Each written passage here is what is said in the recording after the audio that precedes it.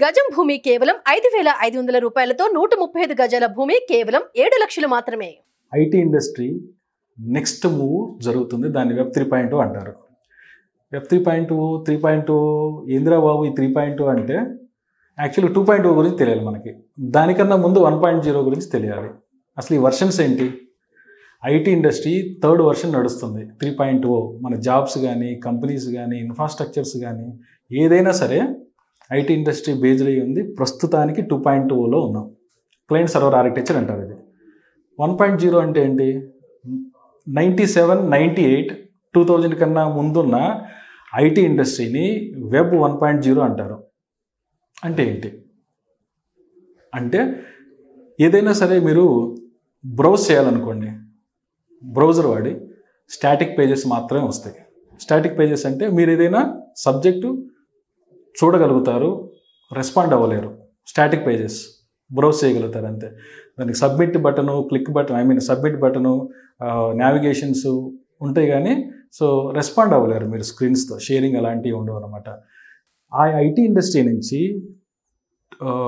98, 99, 2000లో ఏం జరిగిందంటే ఐటీ ఇండస్ట్రీకి ఒక పెద్ద చేంజ్ వచ్చింది. అంటే ఐటీ ఇండస్ట్రీ వెబ్ 1.0 నుంచి 2.0లోకి మూవ్ అయింది. మూవ్ అవ్వటానికి కారణం ఎవరంటే అసలు ఆ టెక్నాలజీ ఏ టెక్నాలజీ కారణం అంటే జావా స్క్రిప్ట్ అనే ఒక ఫ్రంట్ ఎండ్ ప్రోగ్రామింగ్ లాంగ్వేజ్ ఈ ఐటీ ఇండస్ట్రీ 1.0 నుంచి 2.0కి అవటానికి కారణమైందనమాట. దాన్ని కోఫౌండర్ వచ్చేసి బ్రాండన్ ఇచ్. ఆ పర్సన్ వల్ల మొత్తం ఐటీ ఇండస్ట్రీయే మారిపోయింది. అంతకుముందు అదే 1.0లో ఉండింటే ఇన్ని జాబ్స్ వచ్చేవి కావు, ఇంత ఇన్ఫ్రాస్ట్రక్చర్ డెవలప్ అయ్యేది కాదు. ఏదైనా సరే ఒక ఇండస్ట్రీ అనేది కీప్ ఆన్ మూవ్ అవుతూ ఉంటుంది. 2000 తర్వాత వచ్చిన ఐటీ ఇండస్ట్రీని వెబ్ 2.0 అంటారు. అప్పుడు స్టార్ట్ అయింది ఈ జాబ్స్, సాఫ్ట్వేర్ కంపెనీస్, ఈ ప్రోడక్ట్స్. ఇప్పుడు ఉన్న ప్రతి ప్రోడక్ట్ కూడా క్లయింట్ సర్వర్ ఆర్కిటెక్చర్ మీద పనిచేసేది.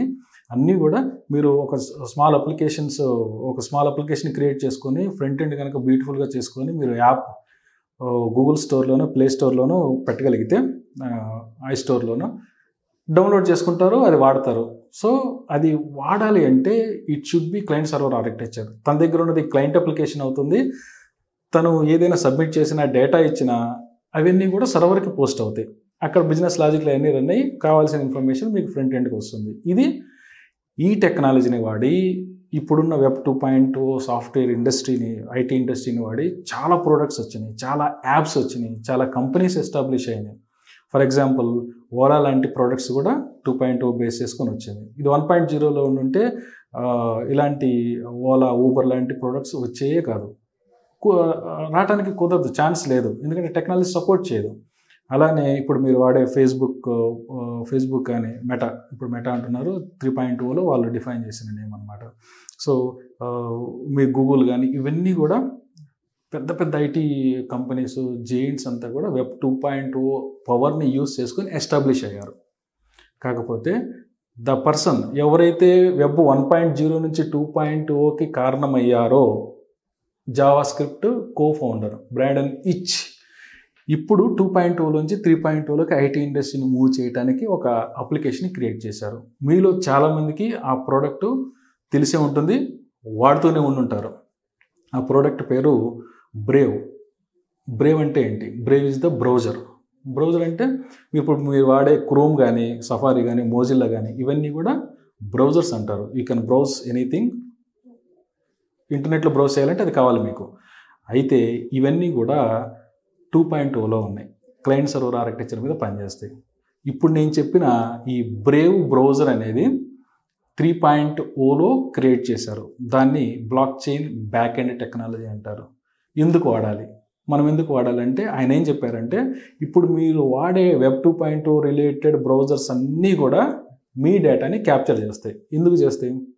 ఎవరైనా సరే బ్రౌజర్ సర్వీస్ ఇప్పుడు మీకు ఇచ్చేయి వాళ్ళ సర్వీసెస్ పెయిడ్ సర్వీసెస్ అయితే యూ హ్యావ్ టు పే. నెలకి 25,000 నుంచి 30,000 మీరు పే చేయాలి వాళ్ళ సర్వీసెస్ వాడాలంటే. అంత కాస్ట్లీ సర్వీసెస్ వాళ్ళే, కానీ మీకు ఫ్రీగా ఇచ్చారు. ఎందుకు ఇచ్చారు ఫ్రీగా? వాళ్ళకి రెవెన్యూ మోడల్ ఏంటి? సో మీ డేటాని వాళ్ళు గ్యాదర్ చేస్తారు, మిమ్మల్ని స్టడీ చేస్తారు. మీ డేటాని, మీ కీవర్డ్స్ ఉంటాయి. ఫర్ ఎగ్జాంపుల్ మీరు మీ ఐడి మీద కార్ల గురించి ఎక్కువ సెర్చ్ చేస్తున్నారు అనుకో, మీ డేటాని మిషన్ లెర్నింగ్, డీప్ లెర్నింగ్, ఏఐకి పంపించేసి అక్కడి నుంచి ఆ కీవర్డ్స్ని పంపించేసి మిమ్మల్ని కరస్పాండింగ్ కంపెనీ వాళ్ళకి మీ డేటాను పంపించేస్తారు విత్ ఇన్ 24 hours. అంతకుముందు 24 hours పట్టేది, ఇప్పుడు జస్ట్ 1 hourలోనే మీకు మీ బ్రౌజర్లు, మీ మెసేజ్లు అన్నీ కూడా, మెయిల్స్ అన్నీ కూడా ఆ అడ్వర్టైజ్మెంట్తో నిండిపోతాయి. కావాలంటే ఆల్రెడీ మీకు ఎక్స్పీరియన్స్ చేసి ఉంటారు, మీకు గుర్తుండే ఉంటుంది అది.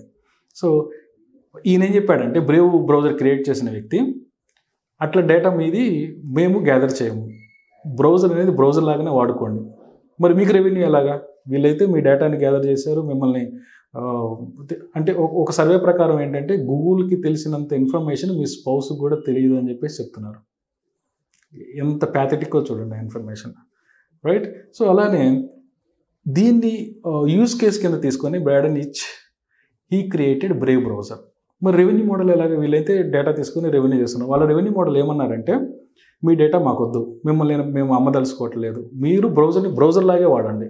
ఆ రెవెన్యూ మోడల్ మీకు ఈ ప్రాజెక్ట్ కనుక నచ్చితే, అంటే స్టార్ట్ చేయకముందు వీళ్ళు ఒక బ్యూటిఫుల్ వెబ్సైట్ ఒకటి క్రియేట్ చేసి కింద కొన్ని టోకెన్స్ క్రియేట్ చేస్తారు, దాన్ని బ్యాట్ టోకెన్స్ అంటారు, బేసిక్ అటెన్షన్ టోకెన్. మీకు ఈ ఐడియా నచ్చితే, అంటే ఇలాంటి ఎన్విరాన్మెంట్ నుంచి నెక్స్ట్ జనరేషన్ ఎన్విరాన్మెంట్కి మనం వెళ్తున్నాము, దాంట్లో ఇలా ఫీచర్స్ ఉంటాయి, మీ బ్రౌజర్ని మీరు బ్రౌజర్ లాగానే వాడండి, మీ డేటా మేము గ్యాదర్ చేయము, ఈ ఐడియా కనుక మీకు నచ్చితే ప్లీజ్ ఇన్వెస్ట్ ఆన్ us, ఈ ప్రోడక్ట్ మీద మీరు ఇన్వెస్ట్ చేయండి. ఇన్వెస్ట్ చేయాలంటే బ్యాట్ టోకెన్స్ అని ఉంటే అవి మీరు పర్చేజ్ చేయండి. మీరు నమ్మరు, షార్ట్ పీరియడ్లో ఆయన బ్యాట్ టోకెన్స్ అన్నీ అమ్ముడిపోయినాయి. సో లాట్ ఆఫ్ ఫండ్, బిలియన్స్లో తనకి ఫండ్ విత్ ఇన్ 1 hourలో యాడ్ అయింది. దాని తర్వాత వాళ్ళు డెవలప్మెంట్ చేయడం స్టార్ట్ చేశారు. ఇప్పుడు మీరు వాడాలనుకుంటే you can start using Brave browser, BRAVE, అది లైన్ సింబల్ ఒకటి ఉంటుంది దాని మీద, దాన్ని స్టార్ట్ చేయవచ్చు. అది మీది, అక్కడ ఎవరు డేటా గ్యాదర్ చేయాలన్నమాట. చాలామందికి మీరు వాడే ఉంటారు, వాడకపోతే ఈరోజే స్టార్ట్ చేయండి. అసలు ఇది ఎందుకు చెప్తున్నామంటే, ఒక ప్రోడక్ట్ స్టార్ట్ అయిపోయింది 3.0లో, అలాగా చాలా ప్రోడక్ట్స్ మూవ్ అవుతున్నాయి. ఈవెన్ ఫేస్బుక్ వాళ్ళు కూడా మెటా అని చెప్పేసి వాళ్ళు నేమ్ మార్చుకొని they are indicating that they want to be in 3.0. 3.0లో మేము ఉన్నామని చెప్పడానికి ఫేస్బుక్ కానీ వేరే అన్ని సోషల్ మీడియాస్ కూడా ఇప్పుడిప్పుడే మూవ్ అవుతున్నాయి. మీరు Web3 అని చెప్పేసి ఏదైనా ఒక ప్రోడక్ట్ కనుక మీకు తెలుసుకోవాలనుకుంటే Web3 అనే ప్రోడక్ట్ నేమ్ ఇచ్చి చూడండి గూగుల్లో, what they are doing in Web 3.0. This is the right time. మీరు కనుక స్టూడెంట్స్ అయితే స్టార్ట్ లెర్నింగ్ Web 3.0. లేదు ఆల్రెడీ మీరు సాఫ్ట్వేర్ ఇంజనీర్స్ 2+, 3+, 4+, అప్ టు 20+ ఉన్నా కానీ మీరు నెక్స్ట్ 2 to 3 years తర్వాత సాఫ్ట్వేర్ ఇండస్ట్రీలో ఉండాలంటే we have to start 3.0. At least learning అయినా స్టార్ట్ చేయండి.